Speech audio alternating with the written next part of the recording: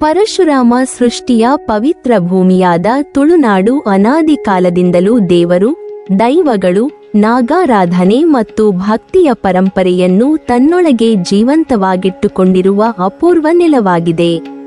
ಪಶ್ಚಿಮಕ್ಕೆ ಅರಬ್ಬಿ ಸಮುದ್ರದ ಅಲೆಗಳು, ಪೂರ್ವಕ್ಕೆ ಸಹ್ಯಾದ್ರಿ ಪರ್ವತಗಳ ಸಾಲು, ಮಧ್ಯದಲ್ಲಿ ಹಚ್ಚ ಹಸಿರಿನ ಪ್ರಕೃತಿ ಸೌಂದರ್ಯದಿಂದ ಕಂಗೊಳಿಸುವ ಈ ಪುಣ್ಯಭೂಮಿ ಅನೇಕ ದೈವ ದೇವಾಲಯಗಳ ನೆಲೆಬೀಡಾಗಿ ಪ್ರಸಿದ್ಧಿ ಪಡೆದಿದೆ. ಅವಿಭಜಿತ ದಕ್ಷಿಣ ಕನ್ನಡ ಜಿಲ್ಲೆಯನ್ನು ದೇವಾಲಯಗಳ ತವರು ಎಂದು ಕರೆಯುವುದಕ್ಕೆ ಇದೇ ಕಾರಣ. ಈ ಜಿಲ್ಲೆಯ ಪ್ರತಿಯೊಂದು ಗ್ರಾಮ, ಪ್ರತಿಯೊಂದು ಬೀದಿ, ಪ್ರತಿಯೊಂದು ನದಿ ತೀರ ಮತ್ತು ಪ್ರತಿಯೊಂದು ಪವಿತ್ರ ಕ್ಷೇತ್ರವೂ ತನ್ನದೇ ಆದ ಇತಿಹಾಸ, ಪೌರಾಣಿಕ ಹಿನ್ನೆಲೆ, ಕಾರಣಿಕ ಶಕ್ತಿ ಹಾಗೂ ಭಕ್ತರ ಅನುಭವಗಳಿಂದ ಜನಮನದಲ್ಲಿ ವಿಶಿಷ್ಟ ಸ್ಥಾನವನ್ನು ಪಡೆದಿದೆ.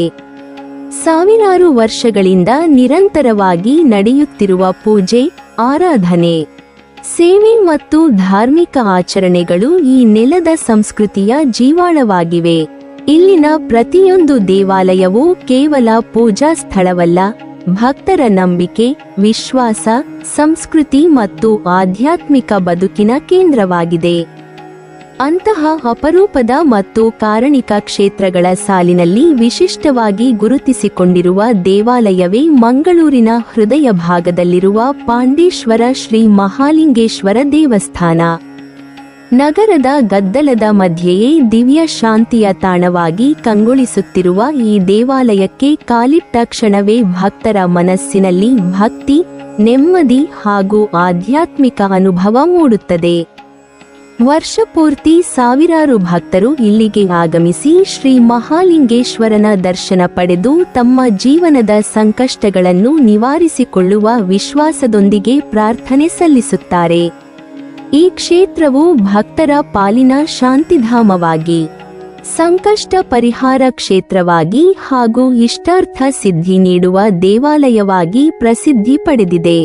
ಭಕ್ತರು ನಂಬಿರುವಂತೆ ಇಲ್ಲಿನ ಮಹಾಲಿಂಗೇಶ್ವರ ದೇವರು ಅಪಾರ ಕರುಣಾಮೂರ್ತಿಯಾಗಿದ್ದು, ಭಕ್ತಿಯಿಂದ ಬೇಡಿಕೊಂಡವರ ಮನದಾಳದ ಪ್ರಾರ್ಥನೆಗಳನ್ನು ಆಲಿಸಿ ಅವರಿಗೆ ಉತ್ತಮ ದಾರಿಯನ್ನು ತೋರಿಸುತ್ತಾನೆ. ಜೀವನದಲ್ಲಿ ಎದುರಾಗುವ ಅನಾರೋಗ್ಯ, ಆರ್ಥಿಕ ಸಂಕಷ್ಟ, ಕುಟುಂಬದ ಕಲಹ, ಉದ್ಯೋಗ ಸಮಸ್ಯೆ, ವಿದ್ಯಾಭ್ಯಾಸದ ಅಡೆತಡೆ, ವಿವಾಹ ವಿಳಂಬ ಸೇರಿದಂತೆ ಅನೇಕ ಕಷ್ಟಗಳನ್ನು ದೂರ ಮಾಡಿ ನೆಮ್ಮದಿಯ ಬದುಕನ್ನು ಕರುಣಿಸುತ್ತಾನೆ ಎಂಬ ದೃಢ ನಂಬಿಕೆ ಇಂದಿಗೂ ಸಾವಿರಾರು ಭಕ್ತರಲ್ಲಿ ಜೀವಂತವಾಗಿದೆ. ಈ ಕ್ಷೇತ್ರದ ಮತ್ತೊಂದು ವಿಶೇಷವೆಂದರೆ ಇಲ್ಲಿ ನೆಲೆಸಿರುವ ದಿವ್ಯ ಶಕ್ತಿ. ದೇವಸ್ಥಾನದ ವಾತಾವರಣದಲ್ಲಿ ಭಕ್ತರಿಗೆ ದೊರೆಯುವ ಆಧ್ಯಾತ್ಮಿಕ ಅನುಭವ, ಘಂಟಾನಾದ, ವೇದ ಮಂತ್ರಗಳ ಘೋಷ, ನಿತ್ಯ ನಡೆಯುವ ಅಭಿಷೇಕ, ಅಲಂಕಾರ, ಪೂಜೆ, ದೀಪಾರಾಧನೆ ಹಾಗೂ ಭಜನೆಗಳು ಮನಸ್ಸಿಗೆ ಹೊಸ ಚೈತನ್ಯವನ್ನು ನೀಡುತ್ತವೆ. ಬೆಳಗಿನ ಜಾವ ದೇವಾಲಯದ ಬಾಗಿಲು ತೆರೆಯುತ್ತಿದ್ದಂತೆ ಆರಂಭವಾಗುವ ಪೂಜಾ ಕೈಂಕರ್ಯಗಳು ರಾತ್ರಿ ಮಹಾಮಂಗಳಾರತಿಯವರೆಗೆ ಭಕ್ತಿಭಾವದಿಂದ ಸಾಗುತ್ತವೆ. ಈ ಕ್ಷೇತ್ರದ ಪೌರಾಣಿಕ ಹಿನ್ನೆಲೆ ಕೂಡ ಅತ್ಯಂತ ವಿಶಿಷ್ಟವಾಗಿದೆ. ಸ್ಥಳೀಯ ಜನಪದ ಪರಂಪರೆ ಹಾಗೂ ಪುರಾಣಗಳಲ್ಲಿ ಹೇಳುವಂತೆ ಮಹಾಭಾರತ ಕಾಲದಲ್ಲಿ ಅಜ್ಞಾತವಾಸದ ಸಂದರ್ಭದಲ್ಲಿ ಪಾಂಡವರು ಈ ಭಾಗಕ್ಕೆ ಆಗಮಿಸಿ ಶಿವನ ಆರಾಧನೆ ನಡೆಸಿದ್ದರು. ಅರ್ಜುನನು ಕಿರಾತಾರ್ಜುನೀಯ ಪ್ರಸಂಗದಲ್ಲಿ ಶಿವನ ಅನುಗ್ರಹವನ್ನು ಪಡೆದ ದಿವ್ಯ ಸ್ಮರಣೆಯೊಂದಿಗೆ ಈ ಪ್ರದೇಶದಲ್ಲಿ ಶಿವಲಿಂಗವನ್ನು ಪ್ರತಿಷ್ಠಾಪಿಸಿ ಆರಾಧನೆ ಮಾಡಿದನೆಂದು ಪ್ರತೀತಿ ಇದೆ. ಪಾಂಡವರು ಆರಾಧಿಸಿದ ಈ ಕ್ಷೇತ್ರವೇ ನಂತರ ಪಾಂಡೇಶ್ವರ ಎಂಬ ಹೆಸರಿನಿಂದ ಪ್ರಸಿದ್ಧಿಯಾಯಿತು ಎಂದು ಜನವಿಶ್ವಾಸ ಹೇಳುತ್ತದೆ. ಪಾಂಡವರ ಈಶ್ವರ ಎಂಬ ಅರ್ಥದಲ್ಲಿ ಪಾಂಡೇಶ್ವರ ಎಂಬ ಹೆಸರು ಕಾಲಕ್ರಮೇಣ ರೂಪುಗೊಂಡಿತು ಎನ್ನುವ ಮಾತು ಇಂದಿಗೂ ಭಕ್ತರಲ್ಲಿ ಜನಪ್ರಿಯವಾಗಿದೆ. ಇದೇ ಕಾರಣಕ್ಕೆ ಈ ಕ್ಷೇತ್ರವು ಕೇವಲ ಶಿವಾಲಯವಾಗಿರದೆ ಪೌರಾಣಿಕ ಮಹಾತ್ಮೆಯ ಕ್ಷೇತ್ರವೆಂದು ಗೌರವಿಸಲ್ಪಡುತ್ತದೆ. ಇಲ್ಲಿ ಪ್ರಧಾನ ಆರಾಧ್ಯ ದೈವವಾಗಿ ಶ್ರೀ ಮಹಾಲಿಂಗೇಶ್ವರ ದೇವರು ವಿರಾಜಮಾನರಾಗಿದ್ದು, ಭಕ್ತರಿಗೆ ಅಭಯ ಹಸ್ತ ಚಾಚಿ ಕರುಣಿಸುತ್ತಿದ್ದಾರೆ. ಶಿವತತ್ವದ ಪರಮ ಜ್ಯೋತಿರ್ಲಿಂಗ ಸ್ವರೂಪವೆಂದು ಭಕ್ತರು ಮಹಾಲಿಂಗೇಶ್ವರನನ್ನು ಭಾವಿಸಿ ವಿಶೇಷ ಭಕ್ತಿಯಿಂದ ಪೂಜಿಸುತ್ತಾರೆ. ಶಿವನಿಗೆ ನಡೆಯುವ ರುದ್ರಾಭಿಷೇಕ, ಪಂಚಾಮೃತಾಭಿಷೇಕ, ಬಿಲ್ವಾರ್ಚನೆ, ವಿಶೇಷ ಪೂಜೆಗಳು ಮತ್ತು ಮಹಾಮಂಗಳಾರತಿ ಭಕ್ತರ ಮನಸ್ಸನ್ನು ಭಕ್ತಿರಸದಲ್ಲಿ ಮುಳುಗಿಸುತ್ತವೆ. ಶಿವರಾತ್ರಿ, ಪ್ರದೋಷ, ಕಾರ್ತಿಕ ಮಾಸ, ಶ್ರಾವಣ ಮಾಸ ಹಾಗೂ ಸೋಮವಾರಗಳಲ್ಲಿ ವಿಶೇಷ ಪೂಜೆಗಳು ನಡೆಯುತ್ತವೆ. ಈ ಸಂದರ್ಭದಲ್ಲಿ ಸಾವಿರಾರು ಭಕ್ತರು ದೇವರ ದರ್ಶನಕ್ಕಾಗಿ ಆಗಮಿಸುತ್ತಾರೆ. ಪ್ರಧಾನ ದೇವರ ಜೊತೆಗೆ ವೈಷ್ಣವಿ ದೇವಿ, ವಿಷ್ಣುಮೂರ್ತಿ, ಶ್ರೀ ಗಣಪತಿ ಸೇರಿದಂತೆ ಸಪರಿವಾರ ದೇವತೆಗಳ ಆರಾಧನೆಯೂ ನಡೆಯುತ್ತಿರುವುದು ಈ ಕ್ಷೇತ್ರದ ವಿಶೇಷವಾಗಿದೆ. ವೈಷ್ಣವಿ ದೇವಿಯ ಸಾನ್ನಿಧ್ಯ ಶಕ್ತಿ ಮತ್ತು ಕರುಣೆಯ ಸಂಕೇತವಾಗಿದ್ದು, ವಿಷ್ಣುಮೂರ್ತಿಯ ಆರಾಧನೆ ಧರ್ಮರಕ್ಷಣೆಯ ಸಂದೇಶ ಸಾರುತ್ತದೆ. ವಿಘ್ನ ನಿವಾರಕನಾದ ಗಣಪತಿ ದೇವರಿಗೆ ವಿಶೇಷ ಪೂಜೆ ಸಲ್ಲಿಸಿ ನಂತರವೇ ಭಕ್ತರು ಮಹಾಲಿಂಗೇಶ್ವರನ ದರ್ಶನ ಪಡೆಯುವ ಸಂಪ್ರದಾಯವೂ ಇದೆ. ದೇವಸ್ಥಾನದ ಆವರಣದಲ್ಲಿ ನಾಗದೇವರ ಸಾನ್ನಿಧ್ಯವು ಅತ್ಯಂತ ಪವಿತ್ರವೆಂದು ಪರಿಗಣಿಸಲಾಗುತ್ತದೆ.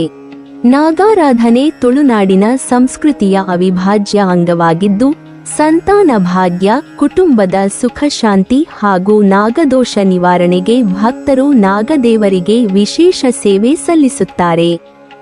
ಇದರೊಂದಿಗೆ ತುಳುನಾಡಿನ ದೈವ ಸಂಸ್ಕೃತಿಯನ್ನು ಪ್ರತಿಬಿಂಬಿಸುವ ದೈವಗಳ ಸಾನ್ನಿಧ್ಯವೂ ಇಲ್ಲಿದ್ದು, ಈ ಕ್ಷೇತ್ರವು ದೇವರು ಮತ್ತು ದೈವಗಳ ಸಮನ್ವಯದ ಅಪೂರ್ವ ಆಧ್ಯಾತ್ಮಿಕ ಕೇಂದ್ರವಾಗಿ ಗುರುತಿಸಿಕೊಂಡಿದೆ.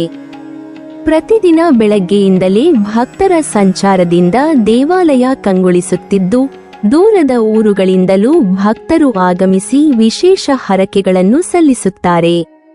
ವಿವಾಹ ಪ್ರಾಪ್ತಿ, ಉದ್ಯೋಗದಲ್ಲಿ ಯಶಸ್ಸು, ವ್ಯಾಪಾರದಲ್ಲಿ ಅಭಿವೃದ್ಧಿ, ಮಕ್ಕಳ ವಿದ್ಯಾಭ್ಯಾಸದಲ್ಲಿ ಪ್ರಗತಿ, ಆರೋಗ್ಯ ಲಾಭ ಹಾಗೂ ಕುಟುಂಬದ ನೆಮ್ಮದಿಗಾಗಿ ಭಕ್ತರು ಇಲ್ಲಿ ವಿಶೇಷ ಪೂಜೆಗಳನ್ನು ನಡೆಸುತ್ತಾರೆ. ಅನೇಕರು ತಮ್ಮ ಹರಕೆ ಈಡೇರಿದ ನಂತರ ದೇವರಿಗೆ ವಿಶೇಷ ಸೇವೆ, ಅನ್ನಸಂತರ್ಪಣೆ, ತುಲಾಭಾರ, ಅಭಿಷೇಕ ಅಥವಾ ಉತ್ಸವದ ರೂಪದಲ್ಲಿ ಕೃತಜ್ಞತೆ ಸಲ್ಲಿಸುತ್ತಾರೆ. ದೇವಾಲಯದಲ್ಲಿ ನಡೆಯುವ ವಾರ್ಷಿಕ ಬ್ರಹ್ಮಕಲಶೋತ್ಸವ, ಜಾತ್ರಾ ಮಹೋತ್ಸವ, ರಥೋತ್ಸವ, ವಿಶೇಷ ಹೋಮ ಹವನಗಳು ಹಾಗೂ ಧಾರ್ಮಿಕ ಕಾರ್ಯಕ್ರಮಗಳು ಸಾವಿರಾರು ಭಕ್ತರನ್ನು ಒಂದೇ ವೇದಿಕೆಯಲ್ಲಿ ಒಂದಾಗಿಸುತ್ತವೆ. ಈ ಸಂದರ್ಭದಲ್ಲಿ ಇಡೀ ಪಾಂಡೇಶ್ವರ ಪ್ರದೇಶವೇ ಭಕ್ತಿಯ ಸಾಗರವಾಗಿ ಪರಿವರ್ತನೆಯಾಗುತ್ತದೆ. ಭಜನೆ, ವೇದಘೋಷ, ನಾದಸ್ವರ, ಮಂಗಳವಾದ್ಯಗಳು ಹಾಗೂ ಭಕ್ತರ ಜಯಘೋಷಗಳು ದೇವಾಲಯದ ವಾತಾವರಣವನ್ನು ಮತ್ತಷ್ಟು ಪವಿತ್ರಗೊಳಿಸುತ್ತವೆ. ದೇವಾಲಯದ ಆಡಳಿತ ಮಂಡಳಿ ಮತ್ತು ಅರ್ಚಕ ವರ್ಗವು ಸಂಪ್ರದಾಯಬದ್ಧವಾಗಿ ನಿತ್ಯ ಪೂಜೆಗಳನ್ನು ನಡೆಸುತ್ತಿದ್ದು, ಕ್ಷೇತ್ರದ ಪಾವಿತ್ರ್ಯವನ್ನು ಉಳಿಸಿಕೊಂಡು ಬಂದಿದ್ದಾರೆ. ಆಧುನಿಕ ನಗರ ಜೀವನದ ಒತ್ತಡ, ಆತಂಕ ಮತ್ತು ಗೊಂದಲಗಳ ನಡುವೆ ನೆಮ್ಮದಿಯ ಕ್ಷಣಗಳನ್ನು ಹುಡುಕುವವರಿಗೆ ಈ ಕ್ಷೇತ್ರ ನಿಜಕ್ಕೂ ಆಧ್ಯಾತ್ಮಿಕ ಆಶ್ರಯವಾಗಿದೆ.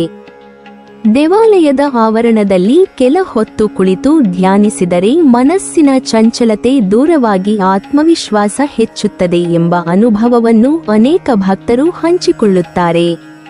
ಹೀಗೆ ಪೌರಾಣಿಕ ಇತಿಹಾಸ, ಅಪಾರ ಕಾರಣಿಕ ಶಕ್ತಿ, ನಿತ್ಯ ಆರಾಧನೆ, ದೈವಿ ಸಾನ್ನಿಧ್ಯ, ಭಕ್ತರ ಅಚಲ ನಂಬಿಕೆ ಮತ್ತು ತುಳುನಾಡಿನ ಶ್ರೀಮಂತ ಧಾರ್ಮಿಕ ಪರಂಪರೆಯನ್ನು ಒಂದೇ ಕಡೆ ಒಗ್ಗೂಡಿಸಿಕೊಂಡಿರುವ ಮಂಗಳೂರಿನ ಪಾಂಡೇಶ್ವರ ಶ್ರೀ ಮಹಾಲಿಂಗೇಶ್ವರ ದೇವಸ್ಥಾನ ಇಂದಿಗೂ ಲಕ್ಷಾಂತರ ಭಕ್ತರ ಪಾಲಿನ ಆಶಾಕಿರಣವಾಗಿ, ಶಾಂತಿಯ ನೆಲೆಯಾಗಿ, ಭಕ್ತಿಯ ದಿವ್ಯ ಪೀಠವಾಗಿ ಹಾಗೂ ದಕ್ಷಿಣ ಕನ್ನಡದ ಹೆಮ್ಮೆಯ ಆಧ್ಯಾತ್ಮಿಕ ಕ್ಷೇತ್ರವಾಗಿ ಜಗತ್ತಿನಾದ್ಯಂತ ಭಕ್ತರನ್ನು ತನ್ನತ್ತ ಸೆಳೆಯುತ್ತಲೇ ಇದೆ. ನೀವಿನ್ನೂ ನಮ್ಮ ಚಾನಲನ್ನು ಸಬ್ಸ್ಕ್ರೈಬ್ ಮಾಡಿಲ್ವಾ? ಹಾಗಾದರೆ ಈ ಕೂಡಲೇ ನಮ್ಮ ಇತಿಹಾಸ ದರ್ಶನ ಚಾನಲ್ ಅನ್ನು ಸಬ್ಸ್ಕ್ರೈಬ್ ಮಾಡಿ ಮತ್ತು ಪಕ್ಕದಲ್ಲಿರುವ ಬೆಲ್ ಐಕಾನ್ ಅನ್ನು ಪ್ರೆಸ್ ಮಾಡಿದರೆ ನಮ್ಮ ಹೊಸ ವಿಡಿಯೋಗಳನ್ನು ನೋಡಬಹುದು.